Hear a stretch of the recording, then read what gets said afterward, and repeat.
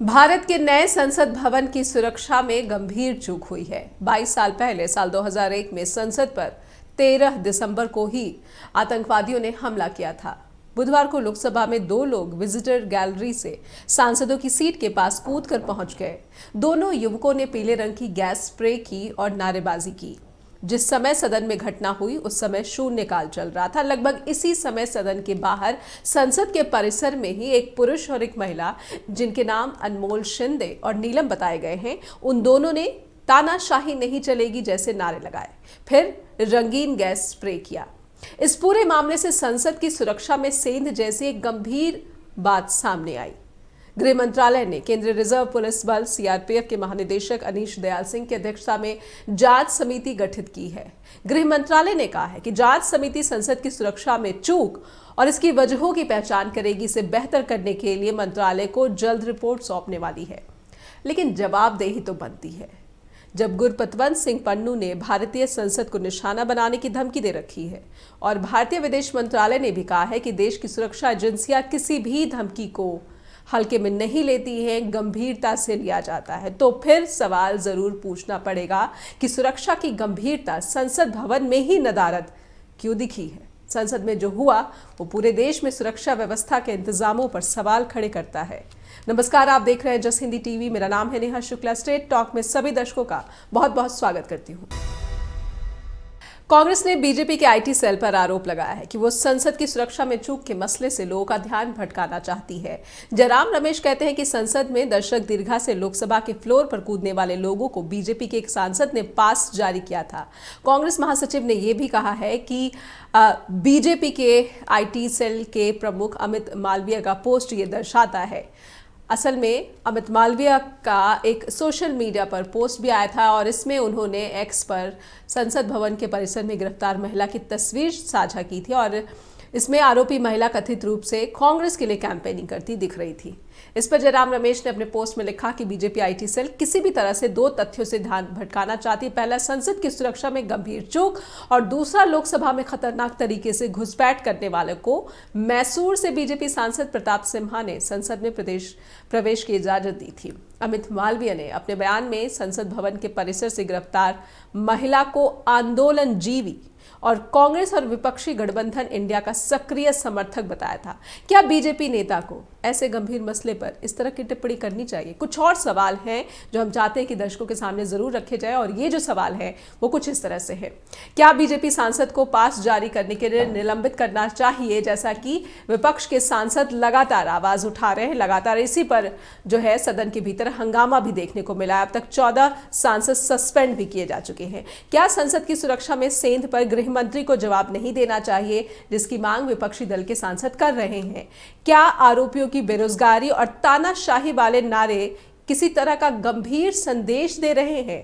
क्या इसको भी समझे जाने की या फिर टटोले जाने की जरूरत है? और एक सवाल यह भी कि क्या नए भवन की बनावट पर उठ रहे सवालों की अनदेखी की जा सकती है या की जानी चाहिए? जिस तरह से कहीं ना कहीं ऐसा लग रहा है कि जो चिंताएं उठाई जा रही हैं उन चिंताओं पर भी जो है ज़्यादा ध्यान नहीं दिया जा रहा है। हमारे साथ बहुत ही प्रबुद्ध पैनल जुड़ चुका है, आइए उनका स्वागत करते हैं। हमारे साथ जुड़ चुके हैं मेजर जनरल राजन कोचर जी, जुड़ चुके हैं नोएडा से। सर, बहुत बहुत स्वागत करती हूँ मैं आपका स्ट्रेट टॉक में। और हमारे साथ वरिष्ठ पत्रकार आलोक भदौरिया सर जुड़ चुके हैं। सर, बहुत बहुत स्वागत आपका भी स्ट्रेट टॉक में। और क्योंकि सुरक्षा सेंध और वो भी भारत की सर्वोच्च सुरक्षा वाली इमारतों में से एक नए संसद भवन पर, जिसकी बनावट और जिसके आलीशान भव्यता की बातें बहुत हुई, लेकिन सुरक्षा को लेकर जिस तरह से अब ये सेंध सामने आ गई है, कोचर सर, मैं आपसे समझना चाहूंगी कि कितना बड़ा, कितना गंभीर ये सुरक्षा चूक दिखता है? नेहा जी, सबसे पहले मैं शुक्रगुजार हूं आपका कि आपने मुझे अपने चैनल में इनवाइट किया। ये एक बहुत ही सीरियस सिक्योरिटी लैप्स है, क्योंकि आज तो एक स्मोक बॉम्ब था, कल अगर ये कोई एक्सप्लोसिव होता या कोई ऐसी चीज होती जिसमें सांसद की जान भी जा सकती थी, तो ये मैं एक बहुत सीरियस सिक्योरिटी लैप्स इस चीज को मानता हूं। और दूसरा, एक और मैं क्वेश्चन रेज करना चाहता हूं। ये तीन पार्ट्स में मैं इस चीज को एनालाइज करूंगा। सबसे सबसे पहले है कि ये जो सिस्टम है इस विजिटर्स का बुलाने के लिए, इनवाइट करने के लिए मेंबर ऑफ पार्लियामेंट्स के पास पावर है कि वो पासेस इशू कर सकते हैं। तो क्या वो जिन लोगों को पासेस दे रहे हैं उनको पर्सनल जानकारी है, उनके एंटीसीडेंट्स क्या सही है कि वो एक पार्लियामेंट के अंदर आ सकते हैं? ये एक पहला प्रश्न चिन्ह रहेगा कि ये जो सिस्टम है आपका, जो इसमें आपको विजिटर्स को बुलाया जाता है, इसके ऊपर एक रिव्यू की जरूरत है। दूसरा है सिक्योरिटी। सिक्योरिटी जो इस कॉम्प्लेक्स की है ये 5 टियर सिक्योरिटी है, और 5 टियर में मुझे ऐसा लगता नहीं है कि आप कहीं पर भी ऐसी चूक कर सकते हैं। तो ये एक लापरवाही मैं इसको मानता हूं, और जो भी इंक्वायरी होगी वो इसको पिन पॉइंट करेगी कि किसकी लापरवाही थी, क्योंकि इसमें कई एजेंसीज इन्वॉल्व है, इसमें दिल्ली पुलिस इन्वॉल्व है, और इसमें पार्लियामेंट की अपनी सिक्योरिटी है जो इन्वॉल्व है जी। और रिएक्शन आना चाहिए था मार्शल्स की तरफ से। जो हमने एक्चुअली देखा कि इंसिडेंट हुआ, तो पार्लियामेंट के अंदर क्या सिक्योरिटी थी और क्या इसका क्विक रिएक्शन टीम्स, हम फौज में एक्चुअली बोलते हैं कि जो क्विक रिएक्शन टीम्स होती हैं वो ऐसे सेंसिटिव एरियाज में हमेशा अलर्ट रहती है और सेकंड्स के अंदर एक्टिवेट हो जाती है, वहां पे पहुंच जाती है। तो हमने ये देखा कि मार्शल्स भी काफी टाइम उनको लगा कि इसको रिएक्ट करने के लिए जी। और तीसरा इंपॉर्टेंट मुद्दा है कि ये लोग कौन थे। हम जैसे आप भी ने जो स्टेटमेंट दिया है कि ये जो कोई छात्र हैं या कोई ग्रेजुएट्स थे और इंजीनियरिंग स्टूडेंट्स थे, तो अगर इनके जो एंटीसीडेंट्स भी अगर हम देखें तो ये किसी भी हिसाब से आपका जो टेररिस्ट की ये कैटेगरी में फिट नहीं होते। इसलिए मैंने आश्चर्य मुझे होता है कि अगर कुछ लोग बोलते हैं कि ये एक टेररिस्ट अटैक था, मैं उसको मानता नहीं हूं, क्योंकि ये जो लड़के और लड़कियां हैं ये एक्चुअली एक थॉट से इन्फ्लुएंस्ड है। अब उनके जो क्या उनकी मंशा थी कि इसको सेंसेशनलाइज किया जाए, और वो भी 13 दिसंबर को, वो जब एक लैंडमार्क या एक इसको दिन था जब पार्लियामेंट में अटैक हुआ था। और दूसरा है कि उनके कुछ ग्रीवेंसेस है। क्या थे ग्रीवेंसेस, क्या ये इसको तरीका सही है इसको अपने ग्रीवेंसेस को हाईलाइट करने के लिए?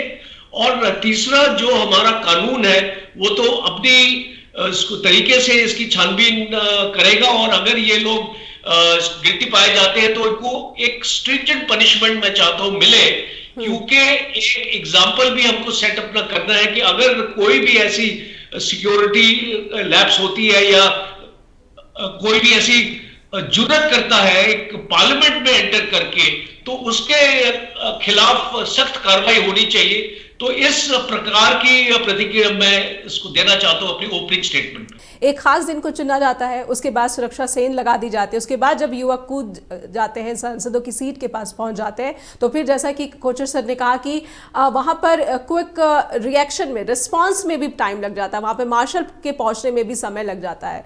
तो ये कहीं ना कहीं एक बहुत बड़ी लैप्स, एक बहुत बड़ी लापरवाही को उजागर करता है, और ऐसे में सीधे सीधे जवाबदेही तो गृह मंत्रालय की बनती है। आलोक सर क्या कहना चाहेंगे? सबसे पहले आपका आकलन। धन्यवाद नेहा जी। मैं इस पूरी समस्या को 2 तरीके से देखना चाहता हूँ। अगर आप अगर आप सुरक्षा की अगर आप बात करेंगे तो पहला एक हिस्सा होता है उसके मशीन और जो इक्विपमेंट, जो उपकरण है, वो पहला हिस्सा वो, और दूसरा हिस्सा होता है मानव। अगर हम लोग मशीन और उपकरण की अगर हम बात करें तो इसमें आप ये मान करके चलिए कि आपका जो डोर फ्रेम मेटल डिटेक्टर भी होता है। अभी जैसा जनरल साहब ने भी कहा कि आपकी वो मल्टी लेयर सिक्योरिटी है, 4 लेयर सिक्योरिटी है।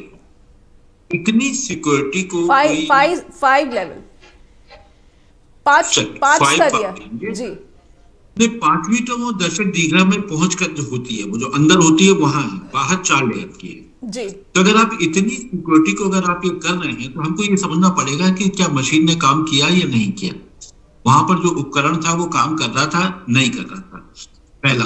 दूसरा, उसकी एक एसओपी क्या थी, एक स्टैंडर्ड ऑपरेटिंग प्रोसीजर होता है वहां पर, उसका क्या है नहीं पता चला।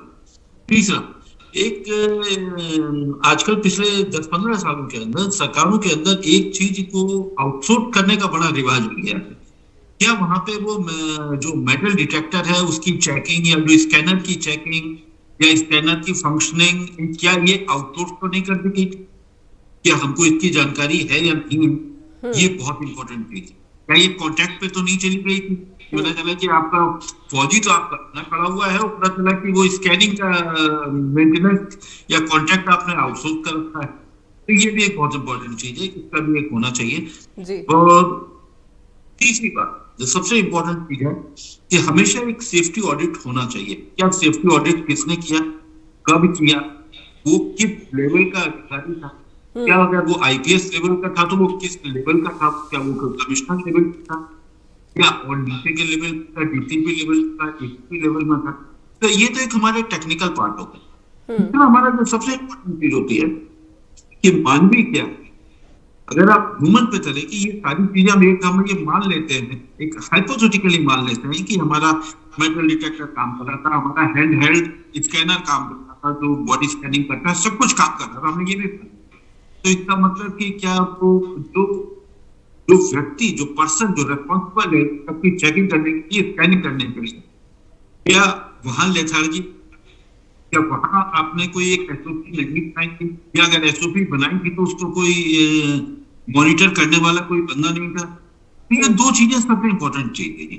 मुझे लगता है कि इसी पर देखना चाहिए हमको, मशीन और इक्विपमेंट पे भी और ह्यूमन पे भी। तो ह्यूमन वहां पे लगे हुए थे, उन्होंने क्यों नहीं करा? एक तो महत्वपूर्ण करिए, मैं भी नई संसद में अभी तक नहीं गया हूँ, पुरानी संसद में मैं नहीं गया हूँ, और जहां भी मल्टी लेयर्ड सिक्योरिटी होती है ना, जनरल साहब मेरे ख्याल से इसको कंफर्म भी करेंगे, क्योंकि जब भी आप चलते हैं ना तो आप कम से कम 20-30 फुट चलाया जाता है, उसके बाद वो सेकंड लेयर आपका सिक्योरिटी का, और वहां पर किनारे लोग खड़े होते हैं। ऐसा नहीं होता कि कोई खाली होता है, बिल्कुल खाली नहीं होता। वहां पर आपका जो कॉरिडोर होता है, कॉरिडोर में भी आपके वहां पे सिक्योरिटी पर्सनल खड़े होते हैं।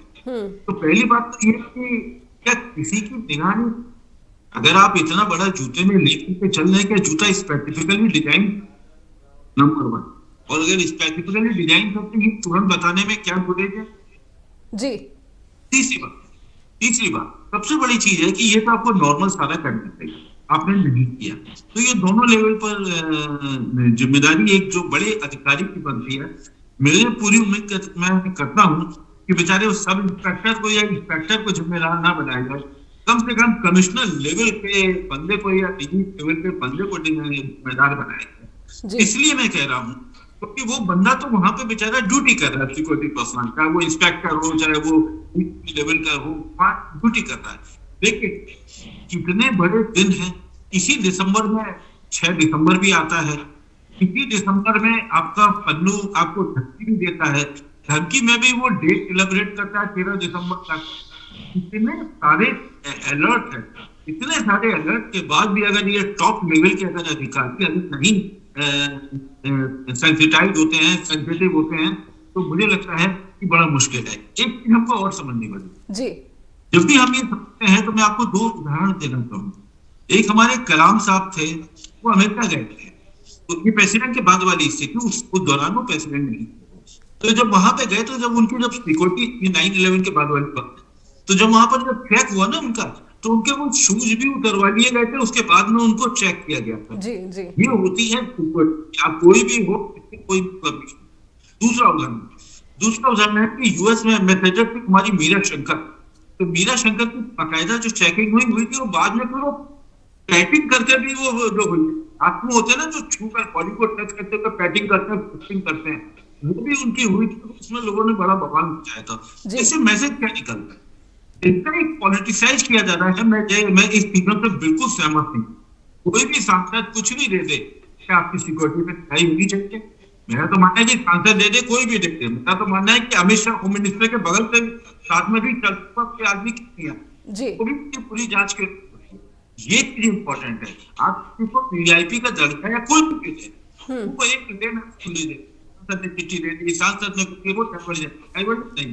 अगर हम पार्लियामेंट को सिक्योर नहीं कर सकते और उस दिन नहीं सिक्योर कर सकते जिसमें आपके पास लगभग 1 दर्जन के करीब लोग शहीद होते हैं, तो की जान चली गई, दिन में नहीं अगर आप सिक्योर कर सकते हैं तो वो सीनियर ऑफिसर चाहे जो भी हो, चाहे वो आईबी का हो, चाहे वो डायरेक्टर हो, चाहे वो सीआरपी हो, किसी के भी हो, चाहे पैरामिलिट्री होगा, उनको इमीडिएट सस्पेंड करना चाहिए। वो लोग क्या जांच करेंगे जब उनको यही नहीं पता कि 6 दिसंबर आता है और 13 दिसंबर आता है, की आती है, तब आप क्या करेंगे? और दूसरी बात, आपका एक एफबीआई का डायरेक्टर भी यहाँ पे इस देश में दिल्ली में मौजूद था कुछ दिनों पहले। सर इतने हाई लेवल पर जब डिस्कशन हो रहा है, सिक्योरिटी की बातें हो रही है और आप कुछ कर ही नहीं है, तो सवाल यह है कि जब तक आप बड़े लोगों को नहीं करेंगे तब तक कुछ नहीं होगा। एक चीज नेहा जी मैं ये बात करके खत्म करूंगा जी। एक ये है कि आपने सुना कि एक कोई पटेल साहब, एक हमारा कश्मीर बहुत सेंसिटिव जोन था, वो Z+ सिक्योरिटी लेकर वहां घूम रहे थे। क्या भैया Z+ सिक्योरिटी कोई थाने वाला देता है क्या?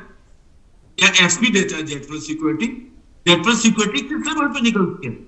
होम मिनिस्ट्री लेवल पे निकलती है Z+ सिक्योरिटी। ऐसे ही नहीं होता कि एक आपका थानेदार और इंस्पेक्टर आपको Z+ सिक्योरिटी दे दे। तो मिस्टर पटेल साहब घूमते और बहुत दफ्तर भी थे वहां पे, उस दौरान भी निकल गए, तो बाकी अफसर भी थे। तो सवाल है कि आपको कितनी बड़ी चूक कर, क्या आपको पता चला? नहीं पता चला कि Z+ सिक्योरिटी के दस्तखत किसने किए थे, कौन बंदा था जिसने फाइल पर दस्तखत किए। 100% श्योर हूं कि वहां पे जूनियर क्लर्क के कहने से आपको Z+ सिक्योरिटी नहीं मिलने वाली। तो क्या देश को बताया गया? वही ऐसा है कि देश को बताया जाना चाहिए। हमें एक करके सेकंड राउंड के लिए जाना हूं। मुझे जो सबसे बड़ा खतरा लग रहा है कि ये जो पब्लिक है कहीं इसके नाम पर, सिक्योरिटी के नाम पर आप संसद में लोगों का एक्सेस आप बंद न कर दें, ये ज्यादा चिंताजनक है। और एक बात ये भी कि क्या भारत में प्रदर्शन करने की जो एक लोकतांत्रिक अधिकार था, क्या इस पर भी कहीं इस अधिकार पर कैंची चलाई गई है या फिर इस पर बहुत ही अंकुश लग गया है, जिससे कि इन युवाओं को, जो कि पहली नज़र में ऐसा प्रतीत होता है कि बहुत ही वेल एडुकेटेड, हाईली एडुकेटेड है, बेरोजगार है, 6 में से 4 जो है उनके परिवार वालों का कहना है कि वो अपनी बेरोजगारी से हताश हैं, जिसे बीजेपी IT सेल अमित मालवीय जो कि प्रमुख है IT सेल के, उन्होंने आंदोलन जीवी करार दिया और कहीं ना कहीं विपक्ष से जोड़ने की कोशिश भी की है। और इस पर जो है कांग्रेस कह रही है कि बीजेपी मुद्दे से ध्यान भटकाने की कोशिश करी, जो कि मुद्दा है संसद में सुरक्षा पर लगी सेंध का। हमारे साथ मेजर जनरल राजन कोचर भी जुड़े हुए हैं, आलोक भदौरिया जी भी जुड़े हुए हैं। कोचर सर, मैं आपसे समझना चाहूँगी कि ये बिल्कुल जो घटना सामने आई है, ये बिल्कुल तय है कि 2 युवक अंदर जाते हैं और 2 युवक बाहर खड़े होकर परिसर में ही नारेबाजी करते। वो चाहते थे, जो पर्पस लगता है इस पूरे के पूरे प्रोटेस्ट का, कि वो सिर्फ और सिर्फ अपना ध्यान आकर्षित करना चाहते थे। वो जो कहना चाहते हैं उसके तरफ लोगों का ही नहीं, बल्कि मुझे लगता है कि राष्ट्रीय अंतर्राष्ट्रीय स्तर पर उन्होंने इस दिन को भी इसलिए चुना कि उनकी बात सुनी जाए। क्या आप भी इत्तेफाक रखते हैं? क्योंकि आमतौर पर जब भी इस तरह की कुछ घटना सामने आती है तो फिर देखना, जो आरोपी है वो देखा जाता है कि वो करना क्या चाहते थे, किस तरह का मैसेज देने की कोशिश कर रहे हैं। देखिए Neha ji, first of all ये एक पॉलिटिकल इशू नहीं है, ये एक सिक्योरिटी इशू है। और दूसरी बात ये कि इन युवकों का इंटेंशन क्या था।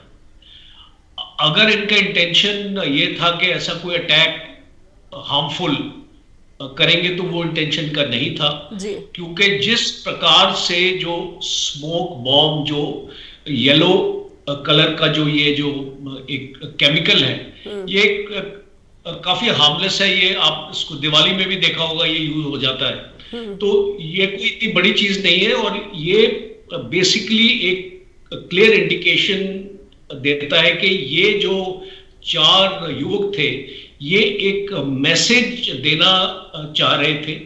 और दूसरा था कि ये फॉर सर्टन था कि ये लोग पकड़े जाएंगे। ये कोई ऐसा कोई इनमें वो चीज थी कि अगर हम ये एक्शन करेंगे तो बच नहीं सकते, क्योंकि बाहर भी तो इसको प्रदर्शन हो रहा है, वहां से भी भागे नहीं है ये लोग। और जो जहां पे अंदर हो रहे हैं वो जानते थे कि अंदर अगर कोई एक्शन होगा तो सिक्योरिटी फोर्सेस इनको पकड़ लेंगे। तो ये चीज बहुत इंपॉर्टेंट है। ये कोई ऐसा टेररिस्ट का अटैक नहीं है, ये कोई ऐसी चीज नहीं है। ये एक वेरी क्लैरिटी अगर आपको चाहिए, स्ट्रेट टॉक आपका प्रोग्राम है, तो अगर हम इसमें स्ट्रेट टॉक अपना करें तो ये एक्चुअली बेसिकली मैसेजिंग गवर्नमेंट के सामने अपने कुछ ग्रीवेंसेस को शायद पेश करना चाहते थे, या कोई चीज से नाखुश थे तो उसकी अटेंशन लेना चाहते थे। और तीसरा ये भी हो सकता है, कई बार ऐसा होता है मीडिया अटेंशन लेने के लिए, क्योंकि आजकल भी सोशल मीडिया का जमाना है। आपने इसको देखा होगा, फेसबुक पे लोग बोलते हैं हमारे इतने लाइक्स हैं और हमारे इतने फॉलोअर्स हैं, और ये जैसे अनएम्प्लॉयड हैं, इनको कोई पूछने वाला नहीं है। तो एक और तरीका ये होता है मीडिया अटेंशन को आपको लेने के लिए, बट ये चीज इंपॉर्टेंट नहीं है। वो चीज इंपॉर्टेंट है वो है कि हमारी किस टाइप की सिक्योरिटी है हमारे पार्लियामेंट हाउस में। और जैसे आलोक जी ने इसको बताया है, प्रॉपर एसओपीज होती है और है, वहां पे प्रॉपर सिक्योरिटी ऑडिट होता है और टाइमली होता है। ये एक प्रोटोकॉल है, क्योंकि मैंने भी जब मैं सर्विस पे था, मैंने वीवीआईपी सिक्योरिटीज हैंडल अपना करी है, इसमें प्रेसिडेंट का विजिट भी शामिल है। मैं एक टाइम पे एडीसी था राजभवन में।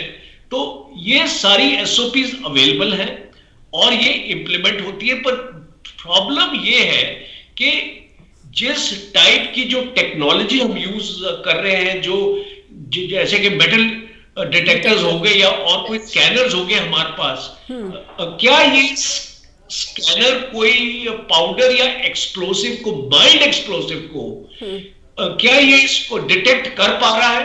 तो मुझे ऐसा लगता है कि ये टेक्नोलॉजी जो है वो आज पार्लियामेंट हाउस में नहीं है, और इसीलिए ये जो डिटेक्शन इक्विपमेंट के होते हुए भी वो चीज डिटेक्ट नहीं की गई। और दूसरा ये है कि हम जब इसको राष्ट्रपति भवन भी विजिट करते हैं, हम जब पार्लियामेंट हाउस भी विजिट करते हैं, हम जब एयरपोर्ट्स में भी जाते हैं, अगर आपने एयरपोर्ट्स में भी देखा होगा, तो वहां पे शूज भी उतारे जाते हैं इसको कुछ ओकेजन पे, जैसे कि 15 अगस्त हो गया, आपका 26 जनवरी हो गया, जब इंटेलिजेंस रिपोर्ट्स आती हैं। और दूसरा मैं आपको चीज और बताऊं कि दिल्ली पुलिस के पास इंटेलिजेंस रिपोर्ट्स थी कि इसको पन्नून की वजह से कोई ऐसा हादसा पार्लियामेंट में भी हो सकता है। 10 दिन पहले की ये रिपोर्ट है दिल्ली पुलिस के पास, ये आज के न्यूज़पेपर में पढ़ा है मैंने। तो अगर ये रिपोर्ट दिल्ली पुलिस के पास थी तो उनको और भी चौकन्ना होना चाहिए था। और जो उनके जो एसओपीज बनी है, अभी आई थिंक उनको एक अपनी एसओपीज को रिवाइज करना पड़ेगा, और जो अंदर की सिक्योरिटी है वो एक प्राइवेट एजेंसी को नहीं दे सकते। वो जो टाइप की जो आपका पार्लियामेंट हाउस है, इन विच आपके सारे सांसद इकट्ठे होते हैं, आप एक पार्लियामेंट सिक्योरिटी अपनी इंटरनल अपनी सिक्योरिटी नहीं कर सकते हैं ये, बिकॉज ये एक ट्रेड फोर्स का काम है। जो एक सिक्योरिटी एजेंसी जो होती है हमने देखी है, वो भी कुछ एक्स सर्विसमैन होते हैं, कुछ और होते हैं, दूसरे लोग होते हैं, पर उनके पास ऐसी कोई स्पेशलाइज्ड एक्सप्लोसिव्स की ट्रेनिंग नहीं है और ना ही इस टाइप की टेक्नोलॉजी की ट्रेनिंग है। तो मैं ये आपके प्रोग्राम के थ्रू गवर्नमेंट को भी ये इसको अपील करने की कोशिश करता हूं कि आप अपनी जो इंटरनल सिक्योरिटी है वो ऐसी एजेंसीज को मत दीजिए, क्योंकि ये सिक्योरिटी लैप्स आज हुआ है, कल इसको दोबारा हो सकता है और भी सीरियस हो सकता है। क्योंकि आज अगर हम बोल रहे हैं कि इसमें कोई नुकसान नहीं हुआ है, तो ये इस चीज को हल्के में नहीं लिया जा सकता है, बिकॉज एक लैप्स होता है और जो इसकी जो कार्रवाई होगी वो एक तरफ की बात है। जो आपने जो इंप्लीमेंट अभी करना है, नेक्स्ट आपके जो मेजर्स है, एक आपको रिव्यू आपको ये भी करना पड़ेगा कि मेंबर ऑफ पार्लियामेंट्स को ये आपने जो अथॉरिटी दे रखी है इसको लोगों को इनवाइट करने के लिए, इसको क्या बंद किया जाए और ये क्या जरूरी है। और दूसरा जो आपके विजिटर्स को जो आपका जो सिस्टम है अंदर लाने का, उनका क्या कोई बैकग्राउंड चेक होने की जरूरत नहीं है। आप किसी भी आप उसको पास दे सकते हैं और उसको अंदर बुला सकते हैं। तो ये चीजें बहुत इंपॉर्टेंट है, बिकॉज एक 360 डिग्रीज का इसका हमको अपना रिव्यू करना पड़ेगा, एक तरफा रिव्यू नहीं हो सकता है। बिल्कुल। ये इस सिस्टम ऑफ पासेस का भी रिव्यू होगा और आपका जो सिक्योरिटी आपका सिस्टम का भी रिव्यू होगा, टेक्नोलॉजी का भी रिव्यू होगा। तो हम सोचते हैं कि ये एक बहुत अच्छा एक्चुअली एक अपॉर्चुनिटी मिली है गवर्नमेंट को कि उनके सामने ऐसा लैब्स आया है। और कई बार हम ये चीजें इस रिहर्सल में भी करते हैं जी। हम जो भी अभी G20 जो मीट हुआ है इसमें मैं इन्वॉल्व था, तो G20 के जितने रिहर्सल्स हुए हैं और जितनी तरीके से कंटिजेंसी प्लानिंग हुई थी, तो इसीलिए और आपने देखा कि G20 सक्सेस हुआ था और वहां पे ऐसा कोई सिक्योरिटी लैप्स नहीं पाया गया। जो भारत है, यहाँ पर अभिव्यक्ति की जो आज़ादी है, जो स्वतंत्रता है, जो प्रदर्शन का अधिकार है, क्या उस पर भी कहीं ना कहीं जो है कैंची चलाई गई है, जिससे कि इन युवाओं जो प्रथम दृष्टया लगता है कि अपनी बात पहुंचाने के लिए उन्होंने इतना जो है एक बड़ा और गंभीर कदम उठा लिया। हमारे साथ आलोक सर भी जुड़े हुए हैं। आलोक सर, मैं ये समझना चाहूँगी कि जब बात राष्ट्रीय सुरक्षा की आती है, एक लॉगिन और पासवर्ड शेयर करने पर और इसे राष्ट्रीय सुरक्षा से जोड़ा जाता है और एक सांसद को, महिला सांसद को निष्कासित कर दिया जाता है, तो फिर तो ये बहुत ही बड़ा सुरक्षा सेंध है। तो फिर बीजेपी दलगत राजनीति से ऊपर उठकर कार्रवाई तो जरूरी यहाँ पर दिखती है। आलोक सर,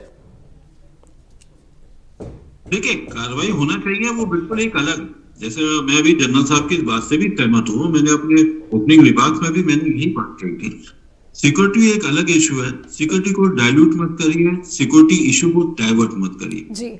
मेरा मानना है कि चाहे संसद हो चाहे कोई हो, मैंने पिछले राउंड में भी मैंने यही कहा, अगर आपके होम मिनिस्टर के साथ में भी कोई अगर व्यक्ति आता है तो उसकी भी प्रॉपर स्कैनिंग और प्रॉपर ट्रैकिंग होनी चाहिए, ये होना चाहिए। ये नहीं हुआ, ये इम्पोर्टेंट है। अब सवाल है कि ये पॉलिटिसाइज करना है कि वो सांसद ने दिया, कोई भी सांसद एक लाखों लोगों को रिप्रेजेंट करता है, मिनिमम 5 लाख की कॉन्स्टिट्यूंसी होती है, उसके बाद बढ़ते बढ़ते 12 से 15 लाख तक की जाती है।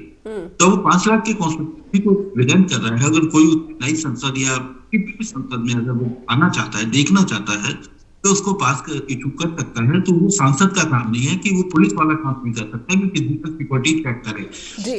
और ये काम जो सिक्योरिटी है उसका है। अब जैसे आपने सुना होगा कि जैसे चाइना में वो फेशियल रिकॉग्निशन बहुत ज्यादा आगे चल गया, लेकिन ये वहां काम आता है ना जहाँ पे आपका कोई हार्डकोर क्रिमिनल है, उसका डेटाबेस आपके पास मौजूद है। तो नए लड़के का तो कोई डेटाबेस होगा नहीं, तो ये काम सिक्योरिटी का है। मेरा मानना ये नहीं है, आप पॉलिटिकल मैसेज देना चाहते हैं वो ठीक है, आप देना चाहते हैं, ये उनकी मन है, वो क्या सोचते हैं, क्या करना चाहते हैं, किस तरीके से कम्युनिकेशन इस्टेब्लिश करना चाहते हैं गवर्नमेंट से, किस तरीके से मूवमेंट्री देना चाहते हैं, या किस तरीके से अपने इशू, ये बिल्कुल सेपरेट इशू है, इसमें कोई मतलब नहीं।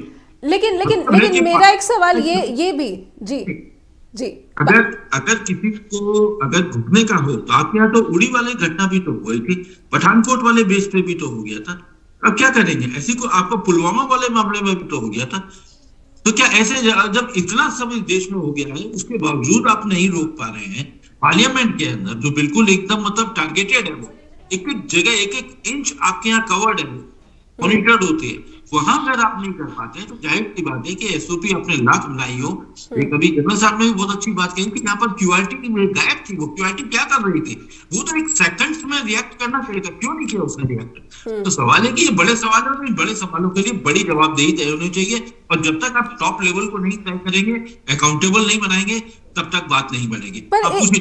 जी, मेरा एक सवाल ये भी कि कहीं ना कहीं ये युवा जो बात कर रहे थे और जो तानाशाही, बेरोजगारी, ये सब जो बातें कर रहे थे, उनके परिवार वालों ने भी जो बातें कही हैं, इससे ये भी लग रहा है कि क्या जैसे कि जेएनयू में ही प्रदर्शन जो है इसको बैन कर दिया गया, 20,000 जुर्माना लगेगा, तो और दिल्ली में कुछ ऐसे जगह हैं जहां पर प्रदर्शन करने से जो है अब परमिशन नहीं दी जाती, जबकि वो डेजिग्नेटेड है प्रदर्शन करने के लिए। तो क्या पूरे देश में कुछ ऐसी स्थिति है कि वो युवा जो अलग अलग विचारधारा के हैं और जो अपने अधिकारों के लिए आवाज़ उठाना चाहते हैं, या फिर सत्ता से या प्रशासन से किसी बात पर नाराज चल रहे हैं, अपनी बात रखना चाहते हैं, इन युवाओं में भी किसी न किसी तरह की एक निराशा है और इसीलिए इस तरह की एक घटना सामने आ गई है? क्या इस पर कुछ टिप्पणी करना चाहेंगे? मुझे लगता है कि एक अभिव्यक्ति की एक आजादी भी होनी चाहिए और उसके लिए प्रदर्शन एक डेमोक्रेटिक, एक लोकतांत्रिक एक अधिकार है और एक माध्यम भी है। उसके तहत प्रदर्शन करने की पूरी इजाजत दी जानी चाहिए।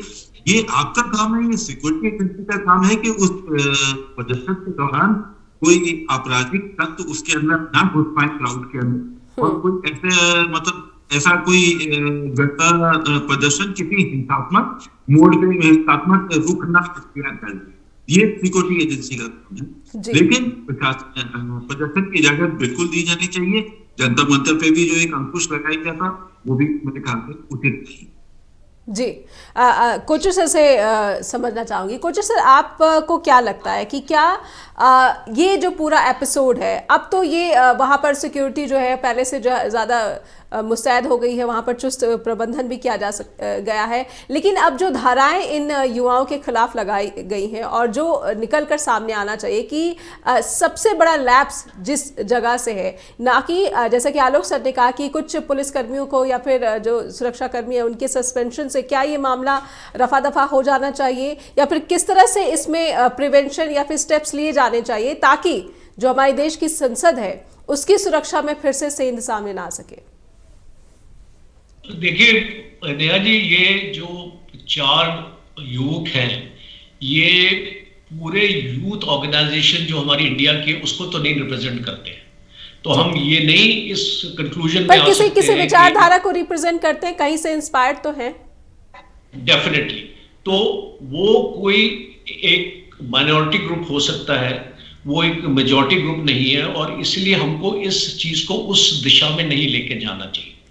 दूसरा है कि अभी आप जो पनिशमेंट इनको देंगे वो तो इनको सख्त सख्त मिलेगी, बिकॉज ये एक नेशनल सिक्योरिटी एक्ट के अंडर भी इनको चार्ज किया जा सकता है और फिर उसमें लाइफ इम्प्रिजनमेंट तक की सजा है। तो वो भी एक पॉसिबिलिटी है कि इनको दी जा सकती है कि एक सॉर्ट ऑफ डेटरेंस के लिए कि बाकी लोग ऐसी जुर्रत नहीं करे आगे से ऐसा कुछ करने के लिए। और सबसे इंपॉर्टेंट है, हम उसी बात पे आ जाते हैं कि बेसिकली आपने एक नया सिक्योरिटी कॉम्प्लेक्स आपने बनाया है, आपने विजिटर्स का और मेंबर ऑफ पार्लियामेंट्स के बीच में कितनी दूरी रखी है, जहां पर वो कूद के पहुंच जाते हैं। यस, एक इंपॉर्टेंट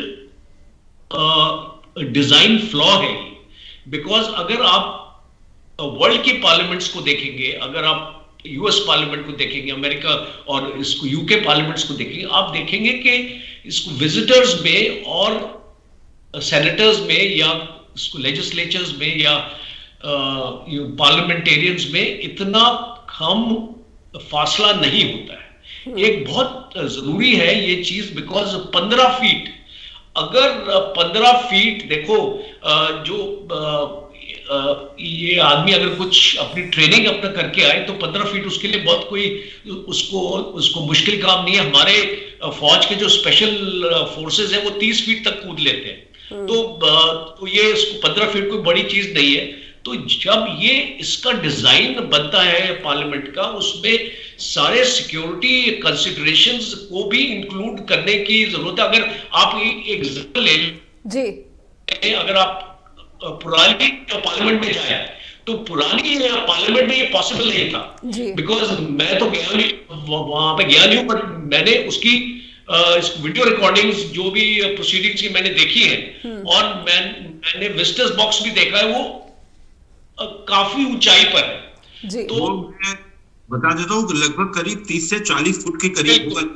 मुझे इतना नहीं मालूम है। और उसके विजिटर और बीच पे, और जहाँ से गैलरी यहाँ पर बैठते हैं, एमपी बैठते हैं, उसमें भी डिस्टेंस एक अच्छा है वो। अच्छा देख लिया जी। तो आलोक जी का पर्सनल एक्सपीरियंस है, वो चीज उसको क्लैरिटी देता है और मेरी स्टेटमेंट को और मजबूत करता है कि आपका ये जो एक फ्लॉ जो आपने बनाया है, ये इसको दूर करने की जरूरत है। मुझे नहीं पता इसको कैसे दूर किया जाएगा अभी, बट वो एक गवर्नमेंट की डिसीजन है कि उसको ये कंस्ट्रक्शन फ्लॉ को भी कैसे दूर करें। तो हमारा मेन इंपॉर्टेंट डिस्कशन इस पे होना चाहिए कि हम अपनी पार्लियामेंट की सिक्योरिटी को कैसे मजबूत कर सकते हैं, और दूसरा हम टेक्नोलॉजी का जो कितना अपना सहारा ले सकते हैं, और अपना मैनुअल जो आपका फिजिकल जो आपका जो आपकी चेकिंग है, हमको उसको नजरअंदाज नहीं करना चाहिए। आपने इजराइल और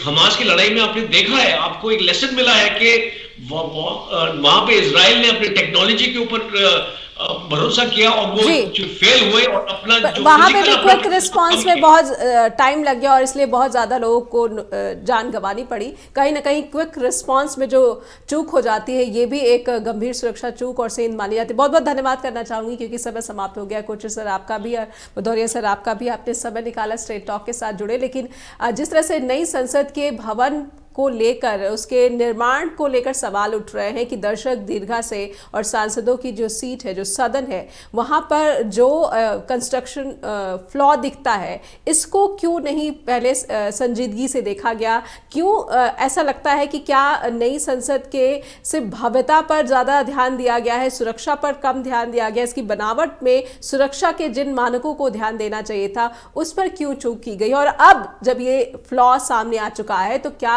कदम उठाए जाएंगे, देखने वाली बात होगी। बहुत बहुत धन्यवाद करना चाहती हूं दर्शकों का, लेकिन अनुरोध है कि info@justbroadcasting.com और neha@justbroadcasting.com पर आप अपना फीडबैक अवश्य भेजते रहिए। बहुत बहुत धन्यवाद।